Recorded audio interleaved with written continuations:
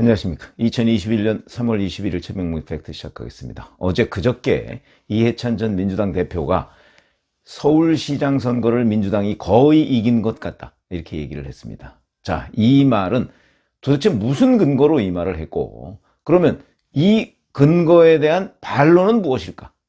또는 전망은 어떨 것일까? 이런 걸 말씀드리겠습니다. 우선 등장한 시점이 19일입니다.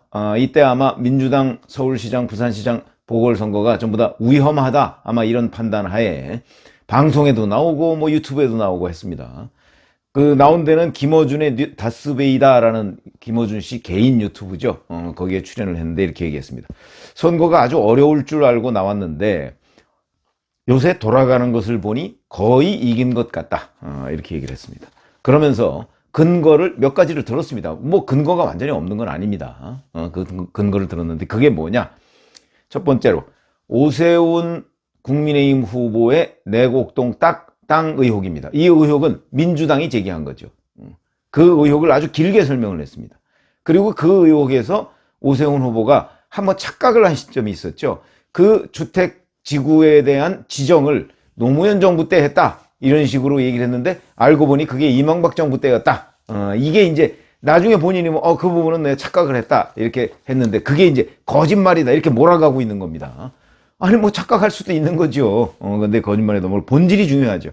그 다음에 또 하나는 박찬종 1995년 서울시장 후보가 서울시장 선거에서 떨어지게 된 이유, 그게 이제 유신 찬양 글에 대해서 거짓말을 했기 때문이다. 그래서 거짓말이 이렇게 무섭다. 그래서 오세훈 후보의 해명을 거짓말로 보는 겁니다.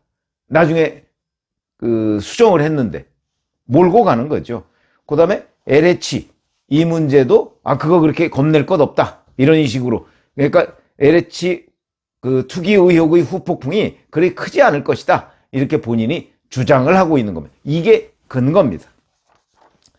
자, 그러면 오세훈 후보의 내곡동 땅 문제, 하필이면 내곡동이라 이제 MB 있었던 내곡동, 그 다음에 박근혜 전 대통령 사저 있는 내곡동, 그래서 하필이면 내곡동이랑 그게 묘하게 일치하는 건 있습니다. 그러나 적어도 이거는 오래전부터 처가 소유의 땅이고 처가가 상속을 받은 겁니다. 그건 어디에 땅 가지고 있다는 것이 문제가 됩니까? 그러고서 이걸 민주당에서 문제를 삼고 있는 것은 거기에 주택지구 지정이 됐는데 그래서 보상을 받았다는 겁니다. 아니, 자기가 가지고 있는 땅에 그 사람이 서울시장이든 대통령이든 그게 주택지구로 지정이 돼서 보상을 받으면 그게 뭐가 문제입니까? 그렇죠. 그것 차츰 설명을 드리겠습니다. 자, 이 문제의 본질은 오랫동안 자기 처가가 땅을 갖고 있었는데 그것이 개발계획에 따라 개발계획 그 지구 내에 포함되어 있어서 보상을 받은 겁니다. 그런 것이죠. 근데 민주당은 이걸 이제 교묘하게 왜곡을 하죠. 자, 첫 번째, 아까 얘기했던 본인이 오세훈 후보가 착각해서 얘기했던 부분을 거짓말로 몰아가는 것 하나. 두 번째는 이게 액수가 꽤 큽니다. 36억 5천만 원. 무조건 그러니까 정부로부터 보상을 36억 5천만 원을 받으면 어마어마한 액수를 받은 거죠. 땅 크게 가지고 있으면 그렇게 받을 수 있죠. 왜 이렇게 36억 5천만 원을 자꾸 강조하느냐? 어마어마하게 부자다, 내지는 마치 정부 돈을 훔친 것처럼 하는 인상을 주기 위해서 일부러 36억 5천만 원이라는 걸 계속 얘기하는 겁니다. 정당한 보상입니다. 그 다음 이게 이제 결국은 일반 서민들 이런 사람들과의 위화감을 조성하는 용도로 보상을 크게 받았다, 그래서 마치 이미지가 무슨 도둑질한 돈처럼 이렇게 비치게 하기 위한 선전선동의 일환이다, 이런 것이고요. 자, 근데 우리가 한번 이 땅 문제에 대해서 이걸 보시죠. 변창흠 국토교통부 장관이 LH 사태가 났을 때 처음에 무슨 얘기를 했었냐면 보상지구 내에 땅을 사는 건 바보짓이다, 이렇게 얘기를 했습니다. 그래서 마치 LH 투기를 한 사람들을 옹호와 두둔한다, 이런 비판을 받았었죠. 그러나 적어도 그 말은 맞습니다. 보상지구 내에 땅을 사면요, 바보짓이, 왜 바보짓이? 보상은 감정가로 합니다. 그러면 이 땅을 샀을 때는 시가로 했을 거 아니겠습니까? 그리고 시가보다 조금 더 주고 맹지 같은 거로도 막 사들였습니다. 투기 때문에. 그러니까 감정가보다 시가가 더 비쌉니다. 그러니까 시가로 사서 감정가로 받으면 손해죠. 바보짓이죠, 바보짓. 그런데 변창흠 국토교통부 장관이 못 본 부분이 있을 것이다. 그건 뭐냐면, 이 사람들이 보상지구 내에만 샀겠습니까? 보상지구 외에도 같이 샀죠. 그러나 정확하게 금이 어디로 그어질지 모르기 때문에 보상지구 안에 들어간 것이다. 저는 그렇게 봅니다. 조사를 해봐야 되겠지만. 그러니까 이 사람들은 거기다가 또 왕버들나무 같은 거 심어서 보상을 크게 받을 수 있는 것. 그 다음에 자기네들이 또 부탁해서 보상을 조금 더 할 수도 있는 것. 이러한 여러 가지 요소. 거기다 아파트 청약권까지 나온다. 그래서 이제 1000제곱미터 단위로 분할을 했다는 거 아닙니까? 1000제곱미터 단위당 아파트 한 채씩이 나오니까. 이러면 전체적으로 계산하면 이익이다. 그런데 오세훈 국민의힘 후보 처가 땅은 현재 보상지구 내에 있습니다. 보상지구 밖에는 없습니다. 그러면 이거는 만약에 그 후에 최근에 샀다고 해도 바보짓이 되는 것이고, 변창흠 장관의 말대로. 그리고 보상지구 외에는 없는 것이고. 그게 뭐가 문제죠? 본인이 그 주택지구 지정을 노무현 정부라고 착각했던 것 하나, 그거 하나만 흠결입니다. 그런데 민주당은 지금 계속해서 이걸 가지고 네거티브로 하고 있는데, 본질이 드러나면 별 문제가 없는데 이 본질에 대한 대응을 국민의힘이 제대로 못하고 있는 측면은 있습니다. 그러니까 이런 걸 공중전이라고 하죠. 이거를 자꾸 본질적인 부분을 파고들어야 됩니다. 아니, 처가가 옛날부터 가지고 있던 땅이 개발계획 안에 들어가서 거기서 보상을 받았는데, 그럼 너희 같으면 보상 안 받을 거냐? 본질 부분으로 따지고 들어가야 된다 하는 부분을 말씀을 드리고, 이해찬 대표 이렇게 얘기했습니다. 이해찬 대표는 제가 계속해서 왜 이걸 거짓말로 몰아간다고 했죠. 그러나 한번 수정했습니다. 그러니까 더 이상의 거짓말이 아니고 착각이 아닙니다. 근데 이렇게 얘기합니다. 거짓말까지 하는 것, 이거 공직자의 기본이 안 돼 있다. 국장에게 전결권이 있었다는 것은 행정을 전혀 모르거나 뻔뻔하거나 둘 중에 하나다. 웬만한 택지 개발은 부시장에게도 전결권을 주지 않는다. 그런데 사심반평, 그린벨트 해제를 몰랐겠느냐, 이런 식으로 얘기를 합니다. 이거는 교묘하게 본질을 피해가면서 공격을 하는 네거티브 전략입니다. 이거에 대해서도 본질 부분을 파고들어야 된다. 여기에다가 또 하나의 근거가 있습니다. 이해찬 전 대표가 민주당이 거의 이긴 것 같다고 얘기하는 근거, 바로 여론조사를 믿지 않는 겁니다. 1995년 서울시장 선거 당시에 박찬종 후보도 무소속 후보였죠. 유신 찬양글에 대해서 사과하면 됐을 것을 잡아떼고 거짓말하다가 선거 열을 남기고 폭망했다, 이렇게 주장했습니다. 그 다음에 또 하나의 근거는 LH 사태, 별거 아니다. 오세훈 후보는 자기 처가 땅 문제로 본인 문제지만 LH 사태는 우리가 관리를 잘못한 것이다. 그러니까 이거 크게 그렇게 위축될 이유가 없다, 이렇게 주장을 했습니다. 이것이 근거입니다. 자, 우선 그럼 첫 번째, 우선 유튜브에 출연했던 이 시점 19일입니다. 어제 그저께죠. 이때는 오세훈 후보와 안철수 후보 간에 그 각자 후보 등록을 한 시점이고요. 단일화 협상이 결렬됐을 때입니다. 아마 이때 이해찬 전 대표는 이제 단일화 물 건너갔다, 이렇게 생각한 것으로 보입니다. 단일화가 물 건너가면 당연히 이해찬 대표의 말처럼 거의 이겼죠. 저도 야권 단일화가 물 건너가면 박영선 후보가 이길 것이라고 봅니다. 여론조사가 어떻든 간에. 그건 왜 그러냐? 앞으로 남은 기간이 거의 20일 가까이 되지 않습니까? 이 기간 동안에 지지층이 결집하거든요. 여당 지지층과 야당 지지층이 결집해버리면, 그러면 안철수 후보는 사실은 정당 기반이 별로 없지 않습니까? 안철수 후보는 바람으로 선거하는 사람입니다. 국민의당의 그 풀뿌리 당원이 별로 없기 때문에, 그러면 이 바람은 이 강력한 지지세 앞에서 바람이 부는 듯 싶다가도 잦아들기 십상입니다. 그건 과거의 경험으로 보면 그렇습니다.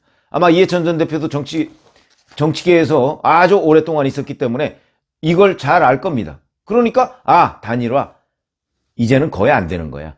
왜냐면 됐으면 벌써 됐다. 그런데 그 이후에 갑작스럽게 19일 날도 그랬죠. 안철수, 오세훈이 서로 양보 경쟁을 벌이면서 예상 밖으로 흘러갔습니다. 그래서 어제 오후에 전격적으로 단일화 룰에 다 합의했고, 오늘 오전에 이제 그 양쪽 실무자가 만나서 서명만 하고 여론조사에 들어가면 됩니다.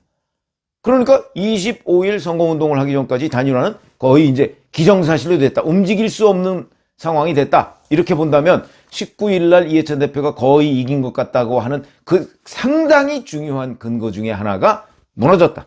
이렇게 보시면 되고요. 그 다음에 또 하나는 이 땅 문제인데, 이거는 바로 주택지구 지정 시점을 본인이 착각한 것에 대해서 사과하고, 그러면 이제 나머지는 본질로 넘어가면 됩니다. 본질이 투기냐 아니냐. 왜냐면 본인이 그 땅을 보상받은 게 뭐 270만 원인가 그렇게 되는데, 그 주변 시세는 뭐 한 350만 원인가 얼마가 된다는 거 아닙니까? 그러면 감정가로 보상받은 거죠. 시세하고. 그러니까 그 안에 가지고 있었으면 오히려 보상주, 그러니까 변창흠 장관이 그 안에 가지고 있으면 바보짓이다, 그걸 사면, 이렇게 얘기하는 겁니다. 이건 본질 문제입니다. 그러니까 논리적으로, 감성적으로는 35억이나 보상을 받았어? 뭐 이런 것 때문에 좀 불편한 분들이 계시겠지만, 본질로 따지고 들어가면 뭐 이게 보상지구 그 지정되기 직전에 사가지고 뭐 저 돈을 받은 것도 아니고, 오래전부터 내려온 상속받은 땅인데, 근데 그게 개발지구 안에 들어감으로써 이렇게 된 거거든요. 그렇기 때문에 이건 본질로 들어가면 크게 문제될 건 아닌데, 이제 남은 거는 이러한 여당의 그 본질을 뺀 외곽을 때리는 네거티브, 이게 바로 김대엽 효과 아닙니까? 이런 김대엽 효과에 국민의힘이 얼마나 잘 대응할 것이냐, 얼마나 공중전을 잘 할 것이냐. 왜냐하면 본질과 무관하게 어떤 외곽의 뭐 그 자잘한 일 가지고 이게 가랑비에 옷 젖을 수 있는 거거든요. 사실 본질과 관련이 없는데 이런 것들에 잘 대응하면 될 일이다. 그러니까 이거는 국민의힘이 정당 차원에서 대응해야 될 문제다, 이렇게 생각을 합니다. 자, 그 다음에 여론조사. 여론조사 물론 변하는 건 맞죠. 여론조사는 수시로 변합니다. 예를 들어서 오세훈 한명숙 간의 대결인 2010년의 대결에서도 사실은 여론조사상으로는 거의 15% 내지 17%포인트를 오세훈 후보가 앞서 있었습니다. 그 상황에서 투표에 들어갔는데 투표는 박빙이었습니다. 그래서 구체적으로 새벽에 오세훈 후보가 0.7%포인트 차이로 이겼습니다. 물론 승패가 뒤바뀌지는 않았습니다. 이런 걸 보면 여론조사가 얼마나 엉터리고 수시로 바뀐다, 뭐 이건 우리도 인정합니다. 그러나 여론조사가 정말 전부 다 엉터리냐? 그렇게 따지면 여론조사가 왜 오늘날까지 이렇게 생명력을 유지하면서 알 수가 있을까? 어차피 국민 여론을 측정해 볼 수 있는 방법은 없습니다. 자기가 주변에 물어보면 맨 자기하고 생각이 비슷한 사람들이 끼리끼리 모인다고 그러죠. 생각이 비슷한 사람들, 아니 문재인 대통령을 뭐 예를 들어서 이해찬 전 대표 같은 경우 문재인 대통령을 싫어하는 사람이 없는데 주변에 왜 이렇게 지지율이 안 나와? 한국갤럽 조사에서 왜 37%밖에 안 나와? 이렇게 생각할 겁니다. 반면에 다른 사람은 또 그 반대의 생각을 할 것이고, 그거를 정확하게 측정할 수 있는 방법, 여론조사 외에 뭐가 있습니까? 여론조사는 과학이다. 다만 ARS냐 면접조사냐 이 기법에 따라서, 또 조사하는 사람의 약간의 의도, 문항 이런 거에 따라서 여론조사에 그걸 편차라고 합니다. 그 편차가 생기게 마련이죠. 그 편차가 크다 보면 이런 문제가 생길 수도 있습니다. 그러나 기본적으로 제가 여러 차례 말씀드렸는데, 정치부 기자 30년 넘는 경험 동안에 제가 출입하고 취재했던 사람 중에서 여론조사를 믿지 않기 시작하는 사람 지더라, 이런 얘기 했었죠. 그런 거 보면 지금 이해찬 민주당 전 대표가 여론조사를 믿지 않기 시작한 겁니다, 이게. 그러면 지더라 하는 거는 저의 정치부 기자 경험상 그렇다 하는 말씀을 드립니다. 제가 경험상 그렇다는 건 과학은 아닙니다. 그러나 경험은 또 하나의 통계일 수 있습니다. 제가 1986년부터 기자를 했는데, 기자라고 87년부터 제가 정치부 기자를 했는데, 그동안에 쭉 경험해 본 바로 거의 단 한 번의 예외도 없었다. 여론조사를 믿지 않기 시작하면 선거 결과는 지더라. 그거는 제가 단 한 번의 예외도 발견하지 못했습니다. 자, 그 다음에 또 하나, LH가 공정의 가치를 흔들었다는 부분을 지금 부인하죠. 별거 아니다. 이것도 여론조사가 입증하고 있습니다. 이 전까지만 해도 3자 대결에서 박영선 후보가 이겼습니다. 그런데 이 이후에는 3자 대결에서도 밀립니다. 그러니까 LH 사태가 얼마나 큰 영향을 미치고 중도층을 흔들어 놨는가, 이건 분명히 알 수 있습니다. 다만 지금 현재 3자 대결에서 박영선 후보가 밀리는 현상이 있다고 할지라도, 자, 오늘 21일인데 앞으로 한 보름 이상 남았습니다. 선거 기간이. 이 동안에는 국민의힘과 민주당 지지층이 결집할 것이다. 결집하면 결국은, 그렇게 되면 만약에 단일화가 되면 국민의힘 민주당 지지층 결집하고요. 단일화의 상당 부분이 중도층인데 이 중도층이 결국은 이런 공정의 가치 뭐 이런 부분이 흔들린 데 대한 심판을 하게 될 것이다. 이런 식으로 보고요. 자, 그 다음에 기본적으로 서울시장 보궐선거, 부산시장 보궐선거가 민주당 출신들의 성추행 사건 때문에 벌어진 일입니다. 그래서 피해자가 박원순 전 서울시장 피해자가 기자회견을 하기도 했습니다만은 뭐 선거 전에 한 번 정도 더 기자회견 안 한다는 보장도 없고 그거를 자꾸 유권자들한테 떠올리게 하겠죠. 이런 점도 박영선 후보한테는 결코 도움이 되지 않을 것이다 라는 점이고 또 하나 결정적인 이해찬 전 대표의 착각. 결국 오세훈 국민의힘 후보가 야권 단일 후보가 될 것이다 라는 그리고 오세훈 국민의힘 후보가 강자일 것이다 라고 지금 선입견을 가지고 얘기를 한 것 같은데 그거는 아마 단일 후보 지금 여론조사상 박빙입니다. 누가 될지 모릅니다. 그러면 이제 안철수 후보가 야권 단일 후보가 되면 또 이해찬 전 대표는 뭐라고 말을 바꿀 것인가 하는 부분까지 짚어보면 이해찬 전 대표가 거의 이긴 것 같다라는 서울시장 선거, 이것은 근거가 없다. 일단 이렇게 보시는 게 정직한 표현이고, 두 번째는 설령 일부 근거가 있더라도 그거는 이해찬 전 대표의 기대사항이다. 이렇게 판단하시면 되겠습니다. 뭐 조금 더 하여튼 잠시 후에 야권 후보 단일화 이제 서명을 한다고 하니까 그런 부분까지 지켜보고 서울시장 보궐선거 여론 추이, 이것도 여론 추이는 아마 단일화를 하더라도 지지율은 이렇게 좀 근접할 겁니다.